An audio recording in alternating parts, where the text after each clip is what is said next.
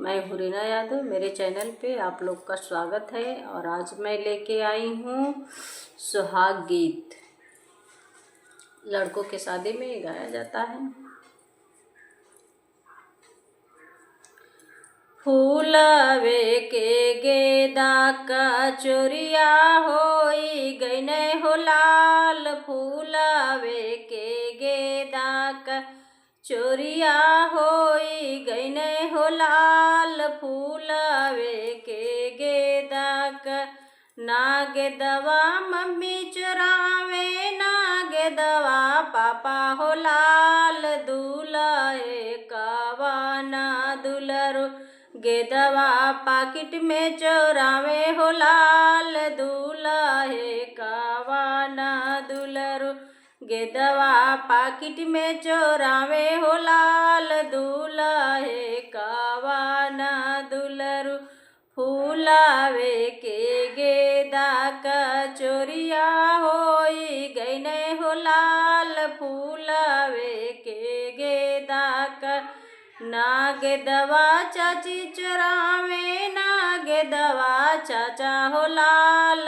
दूल्हे कवाना दुलरू गेदवा पाकिट में चोरावे हो लाल। दूल्हे कवाना दुलरू गेदवा पाकिट में चोरावे हो लाल। दूल्हे कवाना दुलरू फूलवे के गेदा का चोरिया होई गईने हो लाल। फूलवे के गेदा का चोरिया होई गईने हो लाल। फूलवे के गेदा का नागेदवा भाभी चुरावे, नागेदवा भैया हो लाल। दूल्हे कवाना दुलरू गेदवा पाकिट में चोरावे हो लाल। दूल्हे कवाना दुलरू गेदवा पाकिट में चोरावे हो लाल।